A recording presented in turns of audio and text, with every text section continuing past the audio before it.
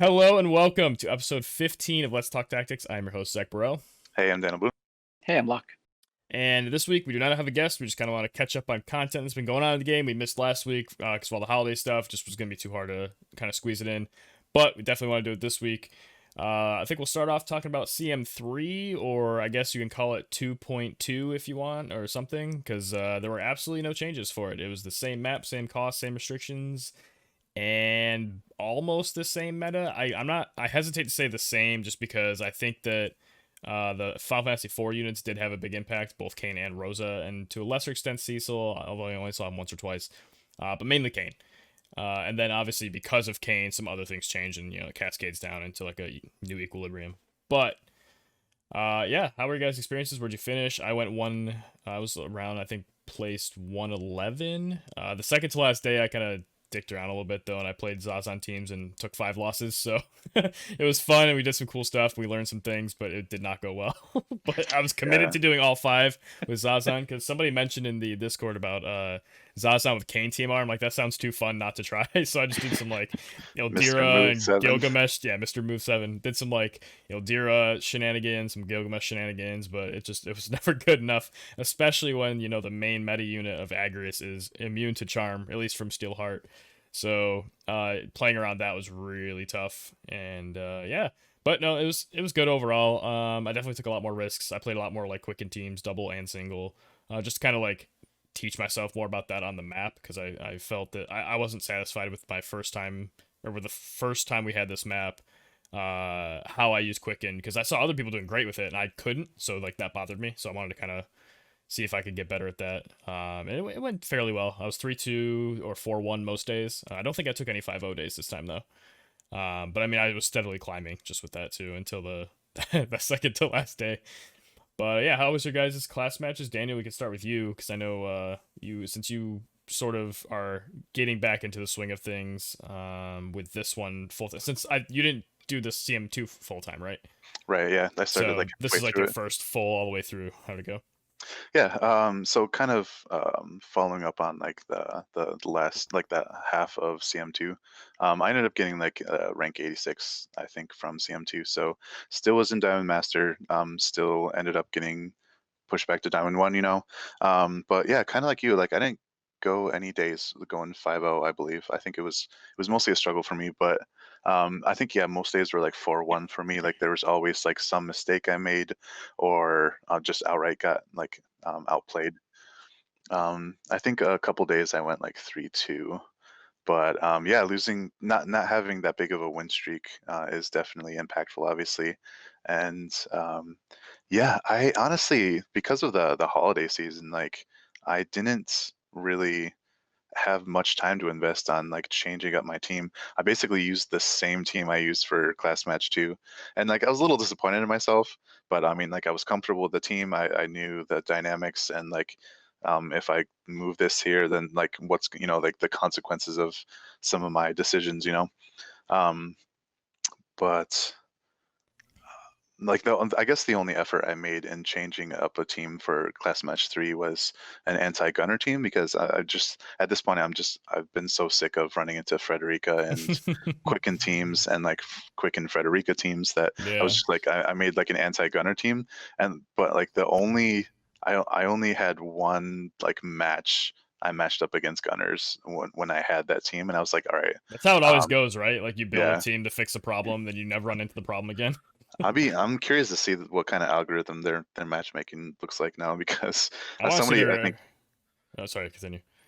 was joking on the PvP Discord that like it's an algorithm where they match you up against something that you're like not prepared to go up against, instead of something, it's instead of just like random or whatever. Um, but yeah, I ended up not doing the greatest, but I still just barely missed top 50. So, I mean, for basically a repeat class match, I'll take anywhere top 100. So, and I know a lot of people that we know, did really well. So, um, I'm glad that they had the chance to, and but really looking forward to the next one. No, I was gonna say was I want to see their algorithm for deciding percent to hits because there was a day when I was streaming and I hit like a a 90, I hit a 99, I hit a 95. Like I'm hitting all the ones that are like sketchy but like 80 plus, and then I missed the 97 again. Just saying. It You was and your shell you need that casting in 3%. peril on Halloween Leela. And she missed on a 97%. I was so mad. I still won, but man, it would have been so much like smoother had that hit because it would have killed her. What about you, Luck? Um, yeah, so because of the same rules, I started first match with the same team as I did last time. But then I'm like, you know what? Like the way I play it, I want to have fun, and I'm like, I just want to try something different. So for what I thought class match 3 was, I was prepping a team of Gilgamesh, Rosa, and Frederica. So I started using that because I'm like, well, why not? Let's see. This is what I kind of prepared. Started using it. I'm like, you know what? Like most of the time I'm facing Agrius, and this team just doesn't do enough damage. And I'm like, I haven't really used Halloween Rairu much, and I've maxed him out. I'm like, I'm gonna make a commitment to use him. I think he will do. I think he'll do okay. I'll figure out how to play with. Like I tried before, and it didn't work.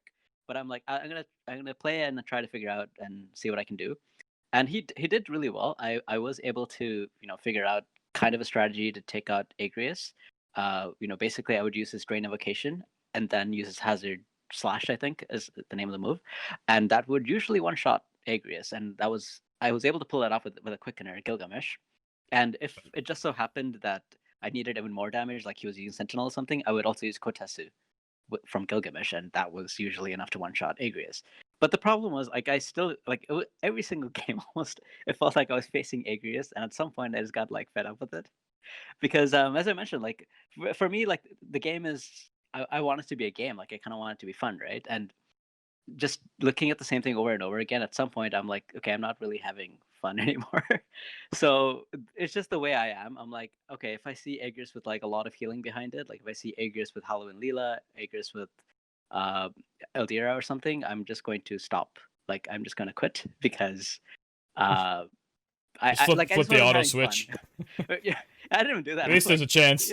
I'm just I'm just gonna no, I'll just move on to the next match. And then so the matches that I did have with that Agrius, which is usually like 2 out of 5 a day, were a lot of fun. so, and I mean, like, so at that point, I was like, I'm already Diamond Master. I'm probably gonna end up within the top 100 anyway. So I'm like, okay, I'll probably have to like stress out over like, and it was like the last 2 days of matches, and I'm like, I'm probably gonna have to stress out for like 20 minutes on these matches to figure out how to take down Agrius with these units and not get not get confused or disabled or whatever. And it was just like aggravating. Like my main grip with this game, at least with CM2, was that there isn't really an Agrius counter. Like we don't have a good physical fire unit that was released, long enough for most people to have built her up. Loartha is released, but it was like, when CM started, right?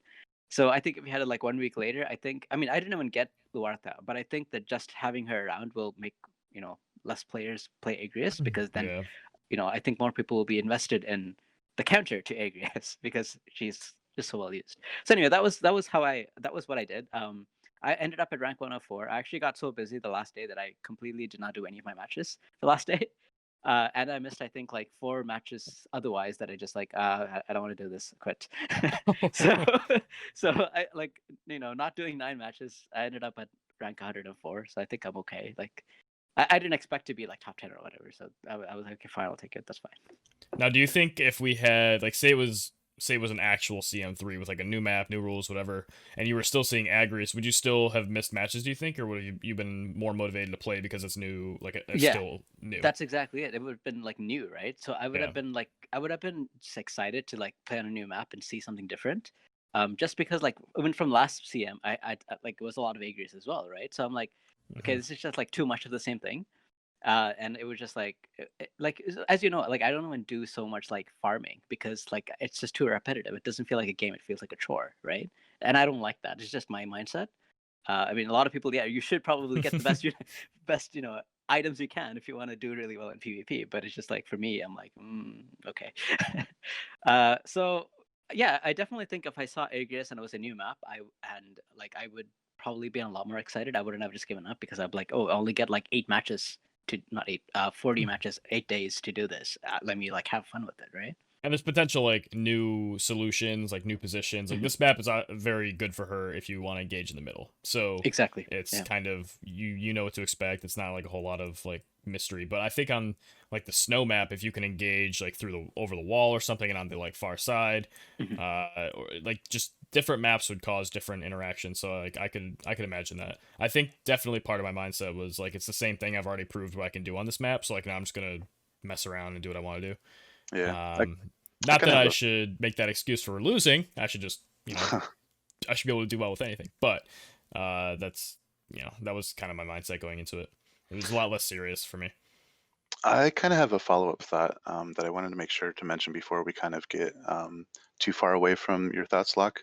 Mhm. And it's something that I've ran up against in a couple teams, but also I kind of feel like the people running this team they're kind of like waiting for somebody to say something. But honestly, I think one of the counters to Agrius um, is Rosa on the opposite team with her Mhm. pure prayer. Wow. Um, just because when obviously, I mean, Agrius, despite her obvious strengths, like her biggest threats, I think, are her status conditions, Mhm. and just being able to negate those on maybe you're playing your own Agrius and can use that to your advantage, or whatever way you use that skill. I think being able to take that out of the equation has helped people deal with Agrius. I don't Hmm. have Rosa myself. I kind of wish I had the chance to, but Mhm. I've seen Wait, people I use that thought you too. did go for her at the end. I did. I didn't get her. I didn't really want to invest more than like Oh, one okay. pull, you know. Yeah, yeah, But okay. yeah, kudos to those people. And maybe bring this up will help will help people being like, oh, mention Rosa, you know. Yeah, yeah. I almost played Agrius Rosa Kilfe because I people were saying it was really good and they wanted to like see me play it, but it was the last day and I just wanted to be comfortable with what I was using. But which was Shell, Ryrie, Halloween Ryu, and Frederica was my primary team this class match. But I'm curious to see her get used next class match, even despite like the lack of healing, just for her like against Rosa and she's a physical otherwise DPS being man. exactly. Yeah, And she is. maybe we'll Prove see me wrong. maybe we'll still see Yeah. Gunner teams, you know. Yeah, I mean, I expect if the map comes out as it was in JP and Nivlu is going to be out because she's coming next week. Maybe. Yeah, right. I mean, she's already in the notices, but No, I mean maybe we'll see Gunner teams. Maybe. oh, I yeah. mean we're definitely gonna see them. But yeah, the Rosa can fit into those still, so I think that regardless should be pretty good in there. But yeah, so any other thoughts about CM3? Like I said, it's kind of CM2 version 2, so I don't think there's a whole lot for us to talk about. Actually, I guess bring up real quick. How'd you guys like seeing Kane? Because I think he was definitely the biggest addition since last time. He was one of my most dreaded opponents for sure, because just having the immortal spirit was annoying. Like I couldn't calculate out of time to like 1-2 punch him and have him be like dead for forever. Like I couldn't bring him to like 10% health and then just kill him like you can with Agrius. I had to do that, kill him, and then kill him again, which oftentimes I didn't have 3 hits in a row, and then he could just do Blood Lance or something, get back up to health, or just kill one of my guys. And the healing down actually sort of demotivated me to play healing. But yeah, any thoughts about Kane? Either one of you guys? Yeah, I have some kind of immediate thoughts that um, come to my attention. Um, and it's kind of despite like my team being kind of prepared to fight against him. I went with the generic Agrius Kilfey Halloween Leela that like I ended up with in class match 2. I say generic because I see a lot of people using that team. Um, but like I don't know, I came up with it on my own, so like I'm not following any guide or whatever. All right, But hipster. I know, right? It's just so cool. But I don't know, like I didn't struggle too much with Kane. I saw a couple teams I was impressed with that really had a strategy of like building up his like being able to like his defenses, like they put up like protect on him or like a Cecil barrier or like even Mashari's TMR. Like there were some tanky Canes and that was pretty encouraging to see. but I didn't struggle too much. Like, I don't want to downplay how effective he is though. Like, yeah, he will one or two shot a lot of characters if you're not careful to not build against unit resistance or area resistance or pierce resistance or whatever. I mean, even Um, against Agrius, he's pretty good. yeah, If exactly. she's So, not like super buried up. and I think like one other thing I wanted to mention was it's an interesting like precursor to the next class match if we are indeed getting like the reduced healing, you know. So it was kind of like he was sort of introducing us to like how to prepare for that kind of thing, you know. Mm-hmm. And Yeah, I thought, same. I didn't actually see too many Canes. I think I only met like 3 of them out of the 35 that I played. So Oof. one of them, yeah, it was actually so Sunshine's Kane like completely dominated everything I did. like I didn't get to kill any of his units, and I died. He played a double quick in comp with Kane, and with his TMR, he was able to get move 4 right away, and like it was a very quick play that I didn't have enough time to react because I didn't see it coming like right away. Right. So that was very scary, but otherwise I didn't really have too much trouble with Kane. My Halloween Leo's actually I built her with like very high damage, very high accuracy because she was the only accuracy option I had. I gave her her own TMR to herself. So with that, I did not get like I used Ryru's TMR on himself, so he has 2 revives instead of 1. And then I gave Halloween Leela's TMR to herself so that she has very high damage output, so she can usually one shot Kane, and then somebody else would come and like bonk him on the head because he had that one HP left from Mortal Yeah. Spirit. You know? I just imagine she walks up with a mace. And with Quicken, I was usually able to get like a second hit in bit 4, so that's why it wasn't too hard to play that. I think to I play did. against that. I think I shell bonked a Kane to kill him once after the Moral Spirit. She just ran up like auto for like 20 damage or something, but it's enough. It might have even been like a 98%. I'm like, worth. If I miss, I miss. You deserve it. But yeah, no, I think Kane is a good addition. He definitely mixes up the damage type too. Like you can't just stack slash and magic attack and be okay except for gunners kind of thing. Like, and now you can't also just go slash and missile, be weak to magic and be okay. And just like try to do that matchup lottery because he's just this fourth element. I mean, to a lesser extent, like Glaciella was too, but I think he's a little more widespread than she is. Just because he's collaboration, a lot of people liked him. He's obviously super meta. I don't know if you guys have seen Guild Wars recently, but he's kind of insane. So I think his presence was more apparent than other Pierce units might have been. So I think it's a real thing now. Not that I'm saying there's a Pierce meta. I know we get into this where we're not saying it's the only thing, but it's very good. Speaking of new things, I guess we should probably talk about Dwayne a little bit because that came out of nowhere over the holiday break, and obviously we skipped doing last week, so we didn't talk about him then. So let's dive into him now. How many of us, by a show of hands, has Dwayne? Yeah, all 3 of us. Let's go. All right. So now, how many of you? How many of you spent $47 on him? Yep, all 3. So that's why.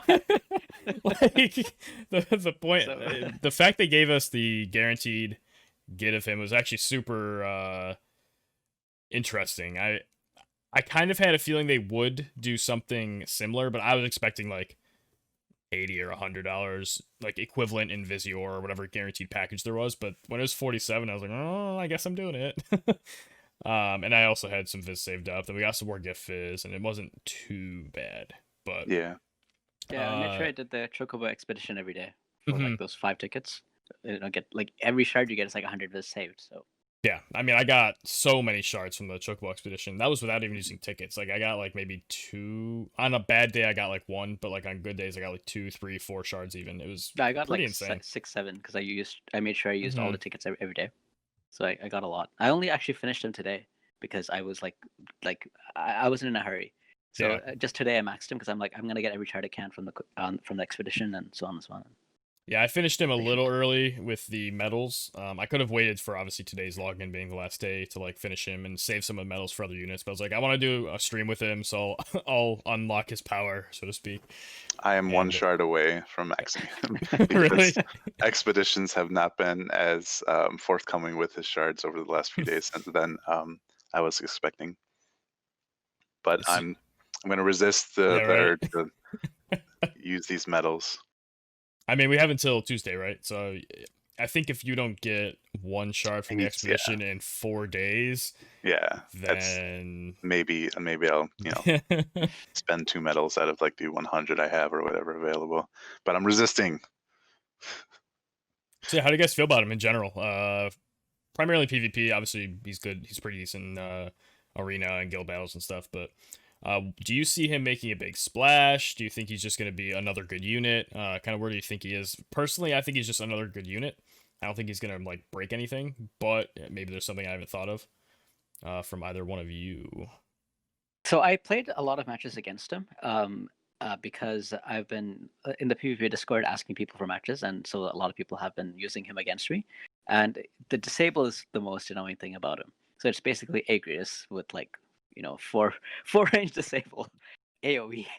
So Wait, yeah, is it 4 then AoE or is it 3 no, then AoE so to it's hit 3 4? plus 1. Yeah, That's what I thought. Okay, I was like, wait a second, hold up. Okay. So that's the most annoying thing about him. Otherwise, it's not. Yeah, he does a lot of damage, but so does like Ruined Stern or something, right? Yeah, exactly. So yeah, so it's not like he's a good unit. The disable is what's difficult about him, and then also his other skill that would negate the auto res there. Ryrus TMR. So that's the special thing about him, I guess. Otherwise, he's just like Ruined Stern, in my opinion. Tankier, of course. Yes. But it's nice. His resistances are pretty nice too. Like he resists slash and pierce. He's only got -5 to missile, so you can easily pump that up a bit if you really need to. If you think you'd be facing a lot of gunner teams, but otherwise, I mean, you can just pack another unit that fights. And he has a Done passive pretty as well for missile resist. Yeah, so. that also with the Viking. Yep, exactly. And then he has resistance to magic attack. So he's got like everything but strike, basically. And sure, if you're playing your Monk Cecil, you deserve to win certain matchups, and this is one of them. Like that's you'll kill my Rain, you'll kill my Dwayne. But he even has it'd be hard to sell me on the missile passive just because he has the movement one that I think I just always want my tanky damaged bruiser dude to have 4 movement, and then 5 with Dragoon sub, which I'll talk about in a minute. But then I like the defense being generic, but yeah, I could see missile being viable, I suppose. Yeah, I like the defense too. He's another one of those units that has too many good passives, I will say, because he also has the Viking HP 12%, attack 24% from Viking lore. I love putting those on my units, just the generic, like, this is higher, just, pump it all up. But it's really hard to sell me on it based on his other passives. So I think he has a lot of viable builds. Also, being stop and confusion resistant is super good. Like, for Arena and to a lesser extent my offensive guild team, putting him in so that he moves up first and he eats the Candescent Hue and most of the time doesn't get confused. There's obviously like the 30 whatever % chance that he could be, but because I have him on 97 faith. But most often he's not, and then I get to actually fight the match on auto without having confused units, which is great. Yeah, that's something that I was going to bring up. Like, obviously, we were just talking about like Agrius, and like how to try to counter her. I'm curious to see if we're going to see Dwayne in the next class match, because he is obviously tankier than you might expect a dark slasher to be. Like we were just talking about somebody on the PvP Discord, getting him to like up to like 7k hit points. But yeah, like the confusion resistance, the stop resistance, even like a minor disable resistance is just really impressive if you don't have somebody like Rosa to defend against those Agrius status conditions. I think for me, like one thing I was really excited about that kind of pushed me over the edge of like investing in him was his TMR. Like anytime I see anything that helps fight against like a Magic team, I'm kind of like all for. So like his TMR gives like 10 to 25% to magic resistance, and obviously that's on top of whatever gear, vision cards, espers you have. So that was really prominent in my impression of him. I haven't had the chance to use it, obviously, because he's still 89 for me, but I'm looking forward to playing around with that and seeing how that works. To me, like overall, I think he is a kind of, it's weird to say this, but I think he's like a tougher, more favorable elements Delita. Delita obviously has Paladin, so that makes him kind of similarly tanky. And the silence, yeah. And so I mean, Delita has Immortal Spirit, Dwayne doesn't, but they're kind of similar in that sense. But like Dwayne, I think benefits more from the being dark elements, and with all the rest of the dark unit rosters, and for whatever reason, like the vision cards that and espers that help out dark units. Yeah. Um, I mean, I think yeah, he's just a tankier base unit too. Like yeah, Delita can be tankier with the Paladin sub, but he has to do things. Whereas yeah. Dwayne just has higher innate. Like, so he's like above Delita before buff and a little below Delita when buffed kind of thing. But he also has his own Dark Mantle buff, which is pretty decent. Anyway. Mhm. Yeah, I think he might like. I'm excited to kind of try using him as a tank, like just in like guild wars and like arenas and stuff. Build him as tanky, give him like +3 defense from, vision cards and what is it? Vision cards and espers, and then his own buff, so plus another 15, and then he has like so many defense passives, and think he starts with like 8 defense anyway, right? So Yes. Yep. So I'm interested just to see just to use him as a tank instead of like Warrior of Light or something, and just mess around with that a little bit. Yeah, the only obvious thing for that is he has no hate generation, but he does get to start with 5, so that does help. And I was gonna say like you could use Vow on him for an extra 5, but like realistically, you're probably using his vision card on him. Assuming, did you both get his vision card as well? I did, yeah. Yeah. So I think that might be the only thing against him being like a pure tank. Like he might have to be with somebody else who can, other people that can take hits and or stay in the back and heal kind of thing. But I could see that happening. Yeah, so like a more offensive tanker where you don't where you want the match to be done faster, right? Because he has like so much attack. So that's kind of what I would use him in a team for, like a full all-out attack kind of team. So I don't know. I mean, it's just like different thoughts. I just finished him today. Still working on resonance with like my 3rd Esper now. So yeah. I like how he follows in the footsteps of like the OG Stern, and how he's a dark slasher, but he can switch to piercing, and stick him on like a Kane team, like a Pierce team if you want to focus on that. He doesn't get like vertical jump, but he still gets like the bread and butter, like Dragoon skills, So I like his versatility, and that he can be a slash or a Pierce unit. And with my knowledge now too, I did make one decision with him that I did not make for Victora or other Dragoons because I built them up early and didn't do anything now. I'm leaving jump at level 1. Yes, I did the same thing. Yeah. So I'm excited to actually do that this time. So jump level 1 means you have, let me see the cast time here. 160 cast time. So that's like 6. Let's see, quick maths. 6 times 5. It's like 6 clock cycles or something like that. Yeah. That's a lot of time, especially when everybody's normally like. It's like a half turn. Yeah, like when people are trying to make their stuff as fast as possible. If yours is that slow, you could just make him in the air like for a very, very long time. That's kind of like an Immortal Spirit in itself. Sort of, yeah. Except he doesn't even take damage. Like, come on. There's one thing funny though. One of my guildies keeps saying, he's like, yeah, I can't wait to use him because like you can't lose hate if you like can't get hit when you're in the air. I'm like, yeah, they also won't target you if you're in the air. But yeah, exactly. For like guild house and stuff. He says it every time. He's like, oh yeah, duh, and he like face palms. But it's every single time we bring it up. No, but then yeah, I like horizontal jump because of the 5 range is nice. And he does sizable damage anyway. He's got like dark attack and stuff in his master ability, and his card's crazy.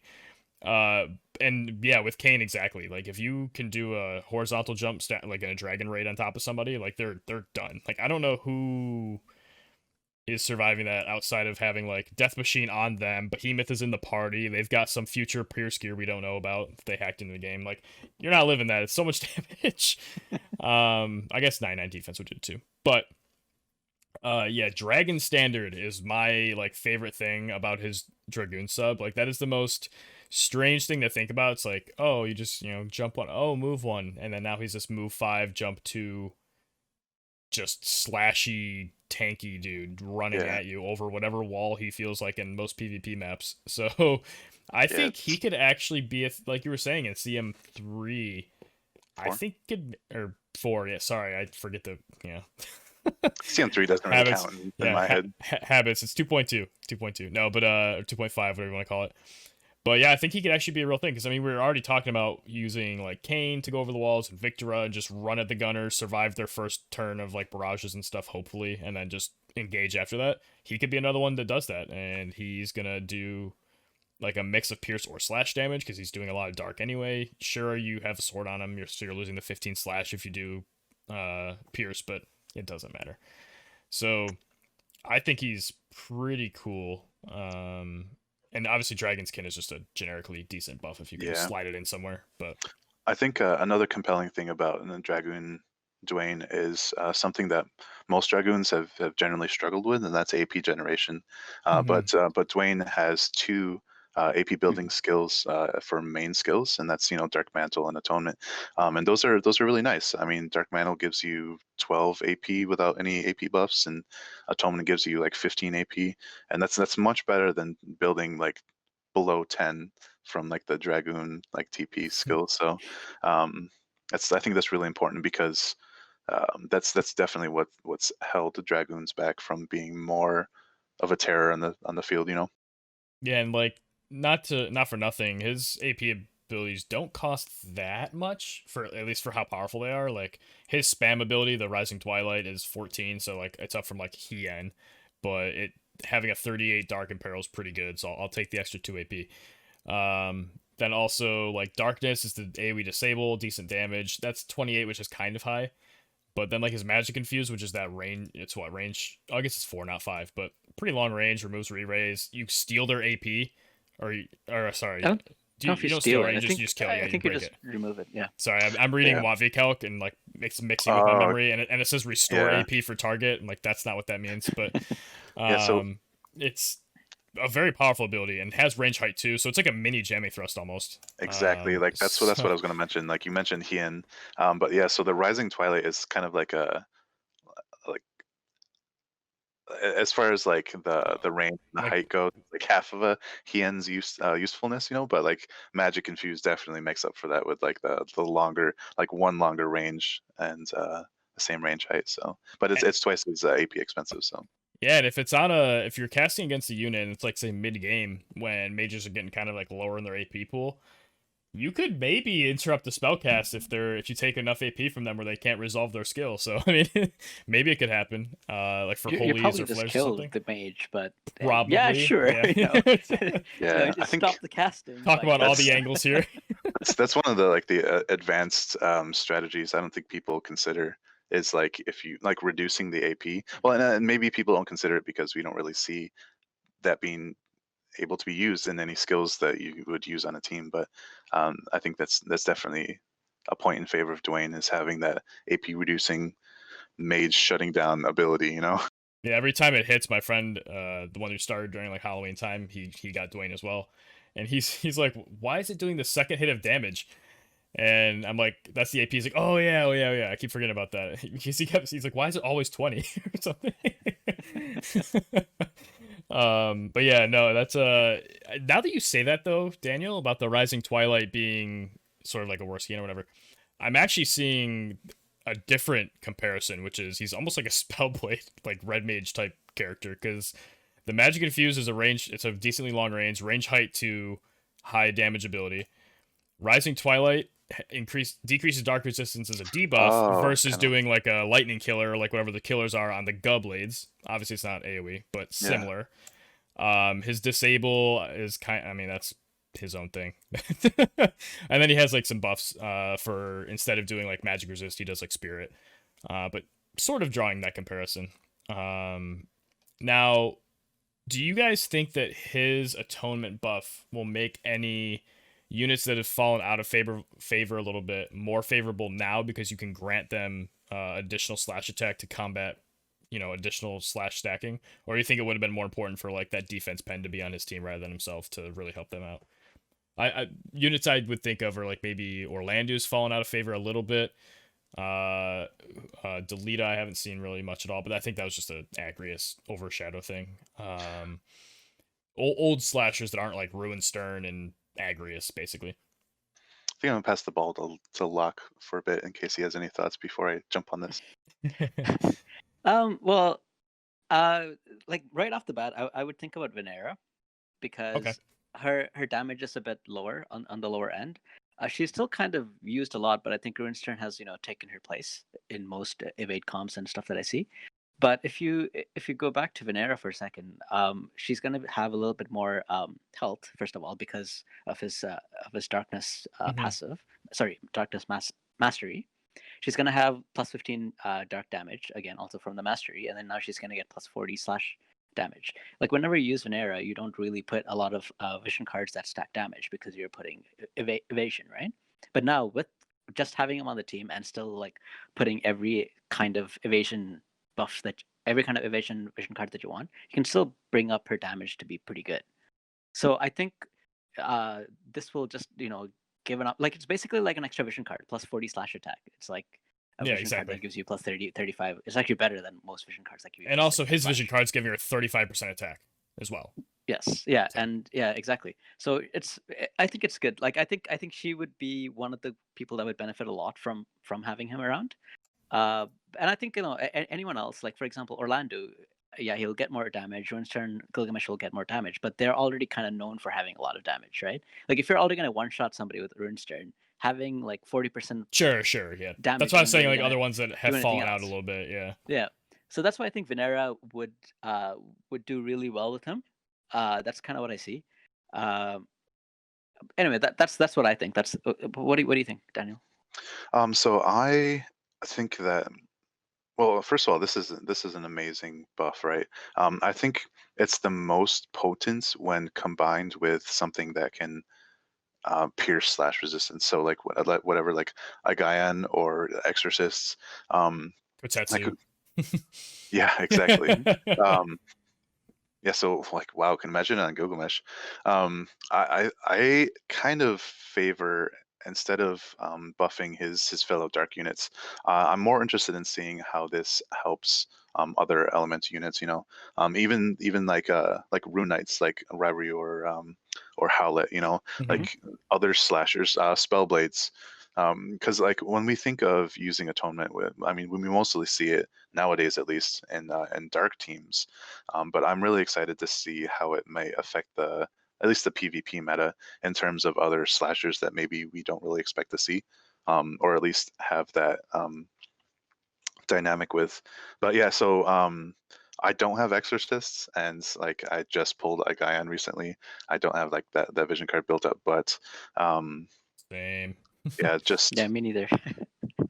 I do agree with you, Prodijee, though. Like and Locke, obviously, like it's like another vision card, right? Being able to stack a slash attack up buff with the buffs you start out with. Just, I mean, when are you not going to one shot somebody that's not built to be a tank or a bruiser, at least, It's one of those, it's not win more, but it kind of is, where it's just like, they're trying to prevent you, but here's an extra push that's bigger than their like pull, right? It's and then never, it's never like not going to be a threat unless you can like dispel it with a dispel buff or whatever. Or does it work for like dispel? What do you mean?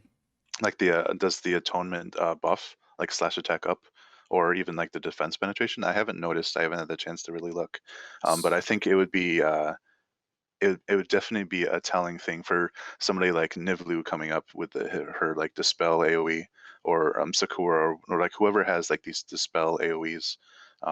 If it dispels dispels buffs, it should get rid of the slash attack and it should bonus, be like up arrow, right? Yep. I think that's also important to keep in mind. Yeah, fair. Anything else? Any other thoughts, Locke, before we move on? Yeah, I mean, like one of the things I was thinking of when I saw him, and because I was using Halloween Rairu for CM3, I was like, oh, what if you combine the two of them? That should make an awesome team, right? Because both of them will be slash attack, and you maybe you don't even need to use the Drain Evocation. You can just like just one shot everything right away. But it comes like, and again, this is probably why I hate Agrius, because she has so much agility. Like that's the one thing that all of these guys are missing, right? Like Kane, uh, Dwayne, Halloween Rairu. Like their agility is just lower, and so that's why I would be hesitant to use both of them unless I have like a quickener or like somebody giving haste to both of them or something like that, or using like making sure I always use agility cards. But it's like when I first saw that, I'm like, yeah, this should be interesting, and also that I will have physical damage and magic damage, right? Mm-hmm. So it's just that was an interesting combination I wanted to try. But after using Rairu in CM3, I'm like, maybe he doesn't really need the extra damage. He's just Yeah, fine he's too. very, very good. So There is something to note about the agility too. Is he does have low agility overall because he has no passes or anything. However, it is all base agility and it's 58. Yeah. So that's higher than units like Medina. Like that's on the higher end of base agility. So while he doesn't have the passives, if you have cards like Scion of House Beowulf, the MR Chocobo card, like other percent buffs, he actually benefits fairly well from a lot of those. So that's just something to keep in mind when building to try to like keep him up with an Agrius or something. He's never going to hit the 100 levels that Agrius does, but if you stick like if you have a House Beowulf in the party with Odin, like he's in the high 80s, I think, if not like 91 or so. Like I was about to say on stream, like my last stream, I was doing like random like viewer suggested PvP teams, like jumping into free match. I got Elda to 91 agility. there you go. King Elda, dude. Like people are like, Without having how does he? Cactuar or No, Jellicard it's on. just Max Scion and Odin. Um, and obviously whatever gear. I think I put bells on him because I couldn't fit it with the rest of the team. But so I think honestly with Dwayne's higher base, I think you might even be able to top that and maybe get to like mid 90s. But you could definitely do it. I was just thinking of like Yeah, builds that you would actually want to use, like yeah. minimal investment on making his worst parts better. Actually, there's one quick question. Would you guys want to use bells on him, or would you rather, because he has decent TP generation, maybe keep him less of the bells and constant offense and more of like a buff attack buff attack kind of like play pattern, and have like another carry on the team? Because that's one thing I've seen people were mentioning bells on him, and maybe they were more complaining about auto AI, but I haven't actually really wanted bells on him. I've put it on other people, but I didn't know if you guys had other thoughts on it or a reason to put it on him for like the offensive plays. All right, so maybe it's just because it's like a new thing for me. Like I finally have it. But for me, like I finally just got like the Oldoan apron from Oldoa. Me too. Yeah. So I think whenever you have a unit that has like a self like defense penetration, I think like I would probably prefer Eldo's apron on him, especially when he has these great AP builders, unless, but it depends on the mode, right? Like if whether you're in a raid or like a match PvP or arena, So I just want to stop you real quick. He can't use Oldoa's TMR. Oh no. Okay, yeah. So I just got it, so I haven't had a chance. I tried doing it, and every single other heavy armor class can use it, except him. Oh man. I wonder if they're gonna patch that in. I'm hoping it's gonna be patched and like changed. But as of now, yeah, warriors, paladins, knights, all the monks, any heavy armor, even like obviously Kane uses it. Ruin Stern. I'm looking at the thing. All of them can use it. He cannot. Yeah. That's surprising. Yeah, it must just be like the new class. I think it's an oversight. I'm hoping it's a thing that you're like, oh shit, we didn't realize. Like, we'll fix that because it's just super inconsistent, right? Like her TMR specifically for heavy armor, even as an accessory. Yeah, so yeah. Hopefully that's an oversight. And even though it's going to provide more of a headache against Dwayne, like being able to use the Oldoan apron or whatever. Yeah, I think that may be a better synergy. I would rather use that on him than bells and have bells on like the carry of the team. But because it can't, it's made it tougher to use both on the same team. I wanted to use Rob's TMR, but I don't have it yet on him. Dude, I got 4 Rob dupes on the 50 shard thing. Oh my god. I'm 200 shards away from getting it. So it's coming in like 50 days or something, probably, hopefully, or sooner. But that's like, I think that would be my number one choice right now. If I have like another carry on my team, and I might not. I don't know. Like sometimes I was thinking of running like him, Ildira, and Halloween Leela. Maybe that might be an interesting team. But again, it's just like I have a rant about match battle, And I can go into that now, or we can say that for a bit. I mean, you can go on it now. Yeah, the other stuff I had isn't super important, so we can just let's do it. let's dive So in. I It's not me ranting for once, so like I'm enjoying this because I agree mostly with what you say, but it doesn't have to be me being the bad guy. So take it away. Well, my rant about match battle right now is like, again, from my point of view, like I gave up on matches because I'm like, this isn't fun, right? Like fun for me is like I kind of need to enjoy a game that I play, and so when I get new units, like I got Dwayne, I like to use them because I'm like, oh, this is fun. I want to try them out. I want to test different things. And if I go against matchups where it's bad and I'm going to lose once in a while, I'm like, okay, this is by design. Like I shouldn't be able to beat everyone, right? Right. But the problem is, like in match battle, like so for example, today I went 5 matches. 4 out of 5 was against dodge teams. Like everyone's using a full dodge team. You know, Venera, Rinstern, Ketone, Halloween Leela, and you know the Shiva Vision card, the Ketone Vision card, and something else, right? Let me guess, they were all auto. And they were all auto as well. One guy actually stopped being an auto because I killed his Venera. What dishonorable gameplay from him! Oh my god! Dishonor on you. Dishonor on your family. Dishonor on your cow. Yeah, thank you.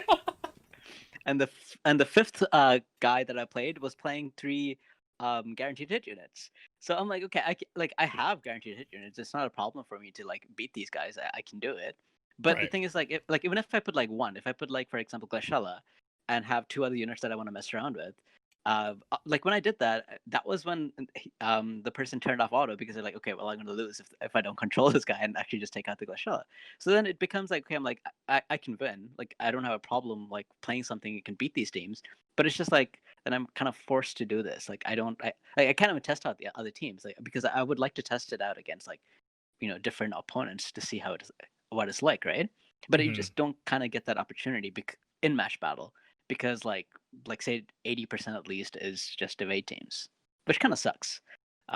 So that's my rant about it. On the other side of that, would be the only thing I would say is we've definitely said before that, and I mean you're saying it right now. You're admitting that like it's not something you're built to beat, so you're not gonna like complain about it. But that is sort of something we've said before, which is unless you are like you should be trying to have game against everything, otherwise this can happen, right? Like you're soft to evade, you're soft to whatever else. So the things that you're trying to play, if they can't handle evade, it's like that is a conscious decision, right? So I guess what's the goal of you playing these new teams versus like what's your goal with these new teams? That evade is obviously not something you're thinking about. So I so when I build my team, I am thinking of evade in a way because I'm like, okay, like if in a normal setting, there might be like 25% teams I beat might be evade teams. Like if I'm looking at like CM or something, right? About a quarter of the matches or a third of the matches are evade teams. So I need to have some way of handling it. So I put I would stack accuracy on 1 unit to try to be able to take out evade teams. So for example, that would be like Halloween Leela. I would put her own TMR on her. I would give her the actual little Leela card, little Leela VC, to give her plus 25 accuracy. Respect. And I would give her what's it called? The AIM Alexandrite ring. Yeah. AIM Alexandrite, so plus 40. So with that, usually I would have like say 70%, 80% chance to hit somebody. But it's just like I don't know. Like if it just so happens that person sees that I'm doing this, like so I fought the 5 matches today. Of the 4, I only lost. I lost 2. I won 2. The ones that I lost, it's just that I don't know. I just get frustrated by every single. It's same with Agrius, right? It's like, oh, I'm always fighting Agrius. I'm getting frustrated. Same with this. Like I'm like, if I want to build a team that can, like, if what I'm trying to do is just win, then I know what I have to do. I have to just use 3 units that I've got to hit. You'd like to have a break once in a while from having to play a like super well-crafted balance team. That's what I was trying to get to. Yeah. It's one of those things like there's both sides. It's like it would be great to just be able to go into matches and just play whatever, but at the same time, it's an unrealistic expectation to be like, oh well, I'm leaving this hole open, and I just don't want to play against it. But when I do, it sucks. It's like, well, yeah. Basically. So that's kind of what I mean. Like for example, like corner camping and quicken. If the entire if what I'm facing in match battle is kind of like more spread out of what I'm facing, if only 20% of my teams that I'm fighting are evade teams, then I could just be very careful about those teams and make sure my little Leela is well protected to Yeah. make sure that the other units are keeping her, safe so that she can kill everyone. But it's like every fight I'm doing, she's the only one that's doing anything. The other two are just kind of standing around not doing anything, right? So there's like I'm like, well, I want to see how Dwayne does. He misses, right? So like I'm not like it's not like I'm losing everything. Like I lost the 2 matches because of like positioning or whatever. But that's like the point is that I'm just not able to do the things that I want to with like these guys are not doing yeah, I understand. Yeah. So that's just kind of my rant, but it's just what it is. I think most people will play whatever is the easiest to get wins if they're gonna play on auto. It's funny when I think about it. I'm like, if two players, if most of the teams that are all these dodge teams on auto, they'll probably be fighting each other. Those will probably be very long matches Yeah. of like missing each other, right? Yeah. So I'm like, okay.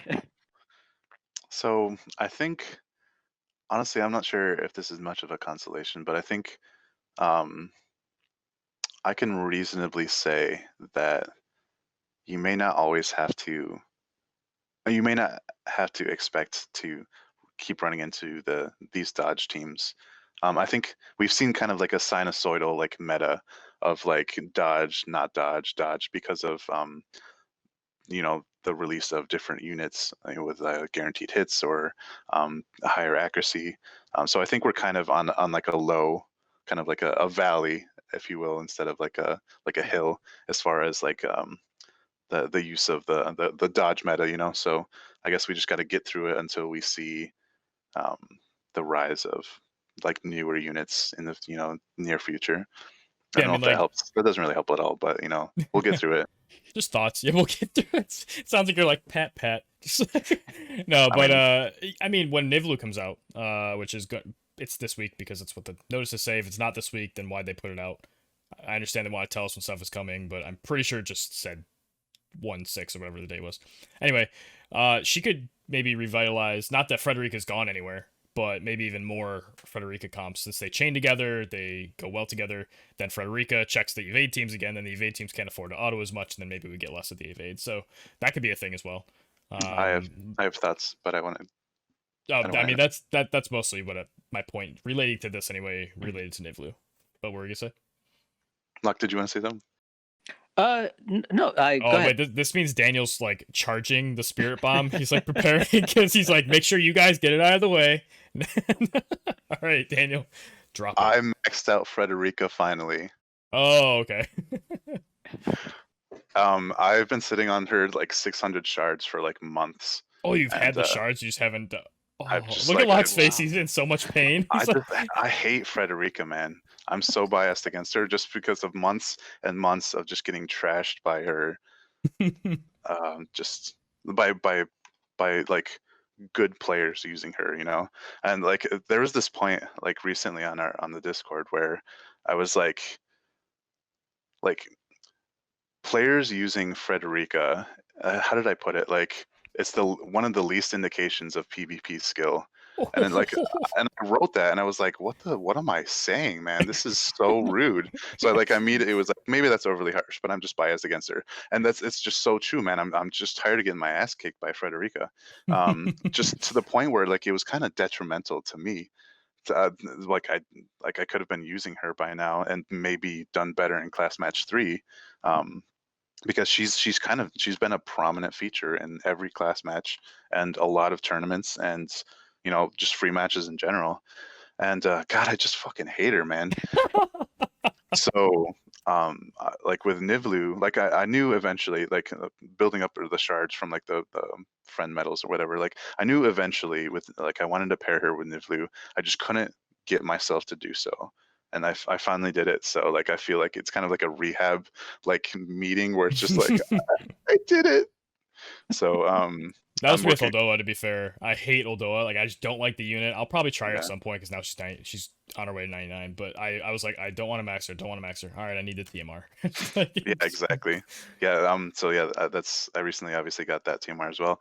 So yeah, it's been an interesting like turn of the year not to go into the whole like Happy New Year's, hope everything goes better this year, everything like that. But yeah, there's been a lot of interesting paradigm shifts, I think, at least for my account. Yeah, I started with Frederica. Like she was my like. It just so happened I wasn't going for her. I was going for Shiva. I pulled Frederica, didn't pull Shiva. So I'm like, okay, guess this is what I'm doing. Yeah, she's kind of like a new unit for me. Like I'm building up Esper resonance. Like I barely have anything over like 2 resonance with her. You have Frederica's Dream maxed? I've been able to have that max for a while too. Okay. I've kept it at like 71 at 85, but I have like 400 like VC shards worth of tickets. So like I've just been kind of sitting on it. I only need like 50 more to max it. I was gonna say, because I definitely did not feel like she was doing much until I had that maxed on her, which kind of sucks. Yeah. Like I don't like feeling like my unit and vision card are just a pair that like always go in, unless it's something like Kane's, like the demon wall that actually helps the team with like slash resist and some of the pure Yeah. stuff you're doing that, or Dwayne's that gives magic resist and attack percent. Like those are really good for just generically. But having hers on there and then not having another missile user, I'm like, Yeah. So I don't know, maybe it kind of benefits me like having this perspective of like just having to fight her, having had to fight her for so long, finally being able to use her and like knowing what works, what doesn't work, and maybe what to risk in terms She's of a decision lot of making. fun. I've been using her a Um, lot too. and like Christmas Mastery, like I built her up, and she kind of eased me into maybe the whole barrage dynamic, for Frederica. So yeah, basically I'm looking forward to using Nivelu and Frederica, and I still haven't made the decision yet on what kind of team I want to try to run with for CM4, but um, we'll see if Frederica shows up on my team.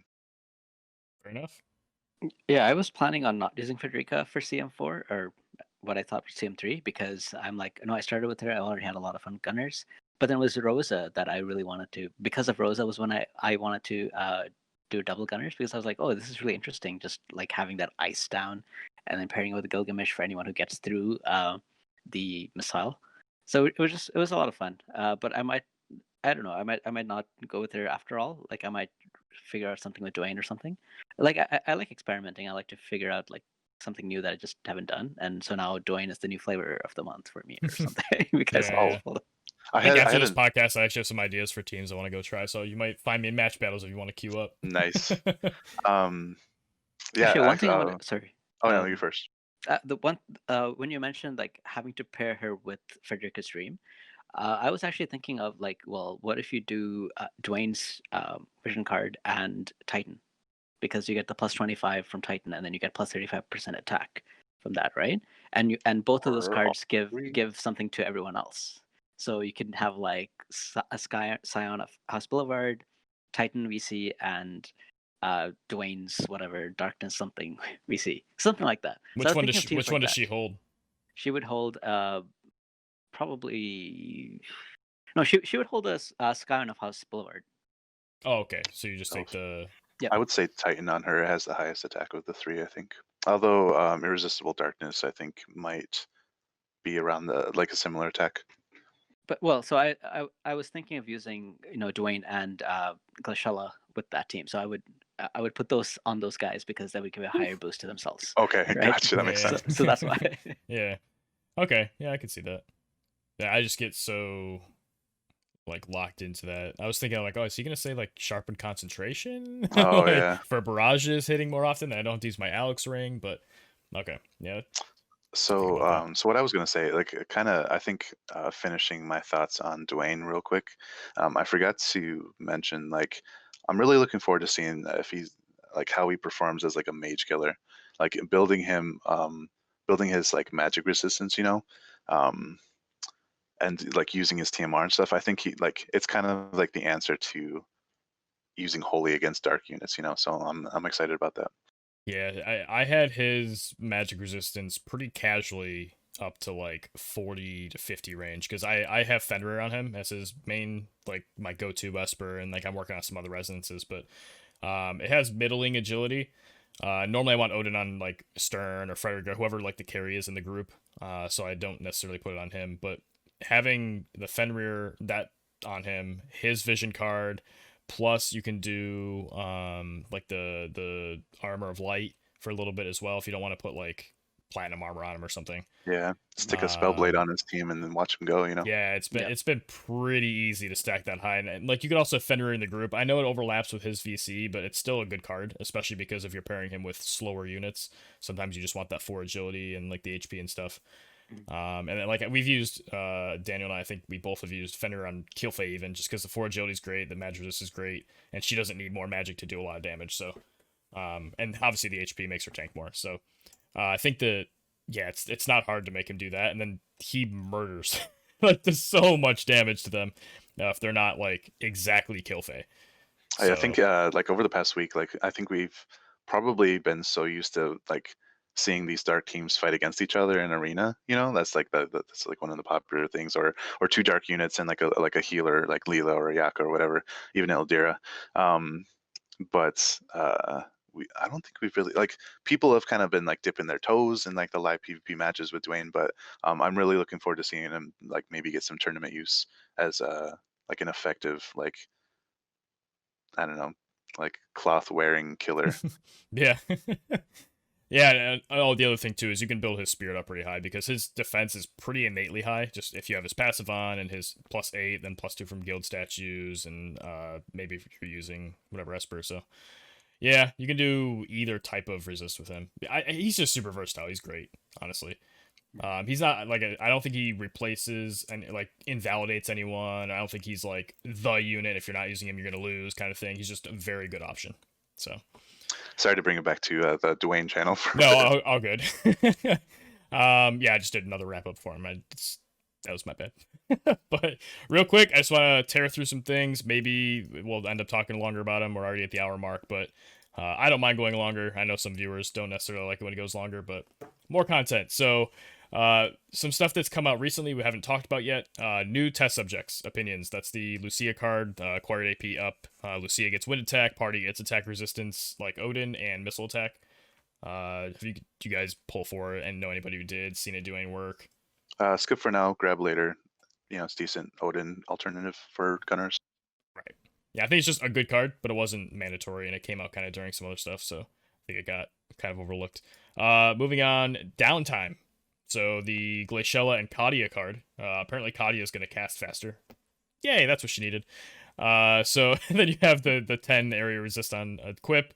Then ice resistance for party, which is interesting. Looks like it adds up to 12. Wait, can I do math? 12%? Yeah, 12%. Plus the HP, like, what's that also? No, 15%. Okay. So HP 15. Obviously, I haven't looked at this much. Ice resist 12. Any interest in this card much at all, or? I think it's sort of like if you're gonna pull for a vision card right now, you're gonna pull for the next one we're gonna talk about, not downtime. But to me, it just doesn't do enough. Like I'm a fan of Kadia. Like I voted for her in the popularity contest. I think she can be like story wise. I think it would be cool to have her include her in Glaciella's story, but they didn't give her agility. They gave her decreased activation time, and that just kind of pisses me off. And I don't really care about the card anymore. That would actually be so. This could be a whole topic for another podcast, but it'd be interesting if they came out with a vision card that gives bestowed flat agility to non-UR rarity units. Yeah, but anyway, so moving on to the next card would be Blossoms in the Dark. So this is I think of the ones we're talking about right now, this is obviously the best one, but and it's kind of a needed effect to sort of even out the effect spread between physical and magic damage. So like there's magic attack cards, and there's also pierce attack, physical attack, whatever, or not physical, slash attack, things like that. But we've had Titan that has the Man Eater just bestowed on physical for party, but we didn't have the magic bestowed yet, or partied yet, and now we do. So how do you guys feel about this card? Did either of you pull for it? With the Hiroki 10k Viz today, I was thinking about it. So anybody else feeling the temptation? Not for me. Like I think Titan is good. The effect of Titan is good because we have 4 main physical attack types. With magic, it's usually like 80% of the time it's just magic attack.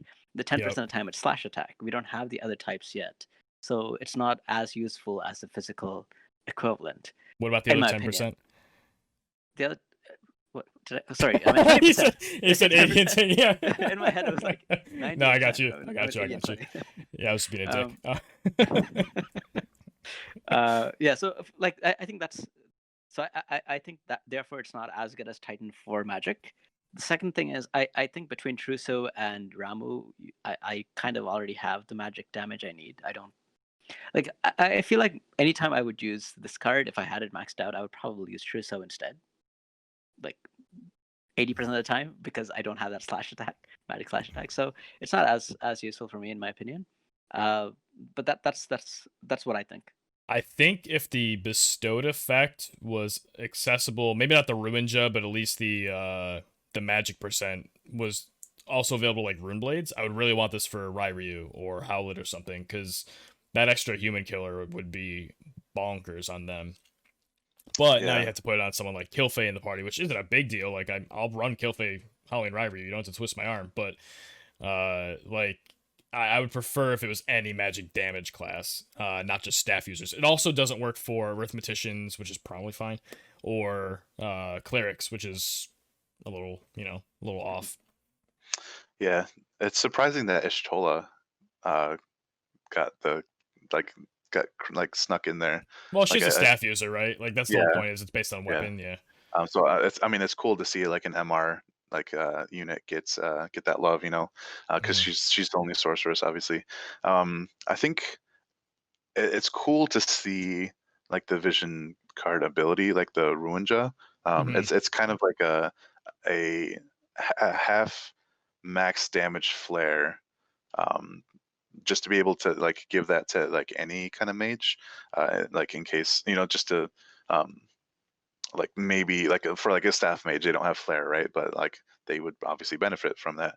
It's cool seeing that, because I think the effects that the elements, it changes depending on what the element of the unit is. It doesn't do that. Not for Ruinja. Oh yeah, Ruinja Because is always going to be it's non-elemental. specifically not elemental, yeah, which is Yeah. cool. Yeah, like you don't get the like element like you can ignore people who resist you, which is Yeah. nice. I think I'm really excited about this card because it kind of fills out the third vision card slot for like a magic team, as long as you don't need Solidus, Chuso, Ramu, Blossoms, right? Right. But another exciting thing about this is like once we get the added like elemental bonuses or whatever, like the benefits, Blossoms I believe gives +20 strike resistance to lightning allies. So I know we're expecting the strike meta to hit within like a couple of months or whatever. Are we? Strike meta like Lardo Yeah, okay. and like whatever. I'm like Lardo, the one they said is awful. Yeah, I don't think believe it. I think he's good. like But. well, I guess we can't really expect Christmas Venera, but she's also like one of the fighter main job or whatever. But hopefully this year we see more like striking classes, right? So it's It's going to be interesting to have a magic team that can have that strike resistance, but I mean it's only going to be for lightning Like units. Skull and Sawyer. So Skull, basically. Yeah. And you can build Skull kind of defensive with his like staff mage abilities, like defense up or whatever. So I'm basically I've resisted so far trying to pull it. Like it's going to be kind of one of those things where I'm going to pick it up eventually and like immediately max it, right? Are you getting the shards for it? Yeah, I think well. Okay. Ooh. It's hard not to. It's really hard not to. I think I might have to wait though, just because like I have a lot of shard tickets still. Yeah, Like they're not when gonna am I apply ever to it gonna? though, right? What's up? You're not gonna be able to select it though with the shard tickets. I'm talking about select shard tickets. Sorry. Yeah, Like vision card shards. You're not No, gonna I'm be not able gonna to be select. able to. I'm not gonna be able to use the ones I have now, but I'm expecting to keep having these.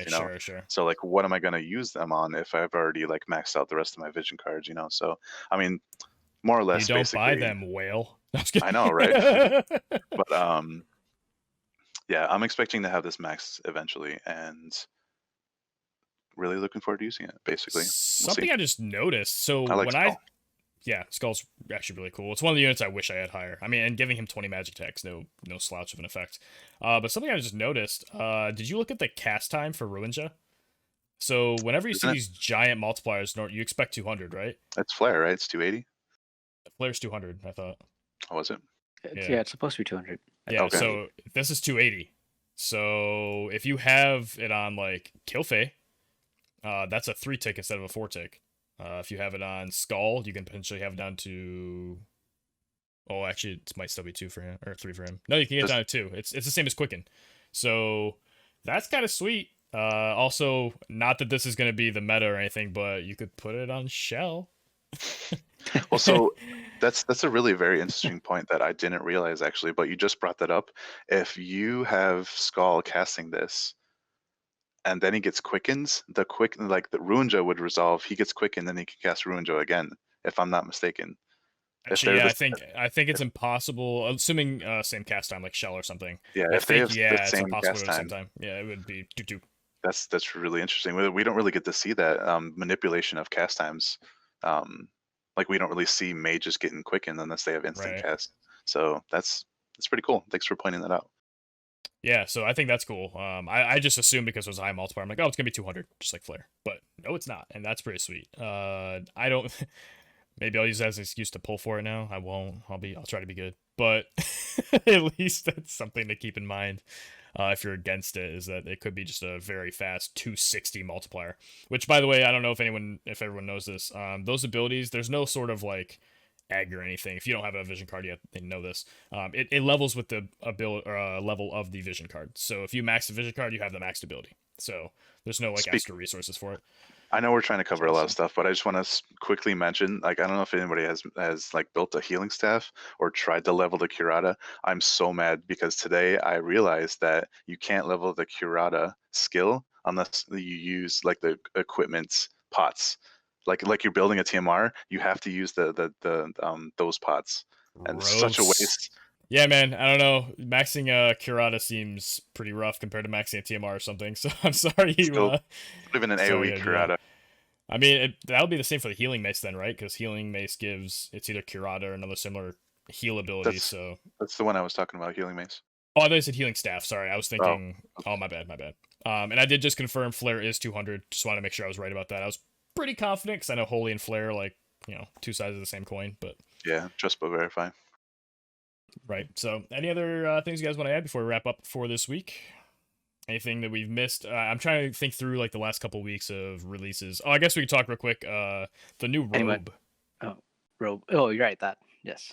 The Fides or Fides Lacerna feeds Lacerna. I don't know how to say this first word. I'm assuming the second was Lacerna, but yeah. So there's the Vital Shield and Barrier versions. The Barrier has the like high like max higher end stat of 16 Spirit, but it gives 8 slash resistance on a robe.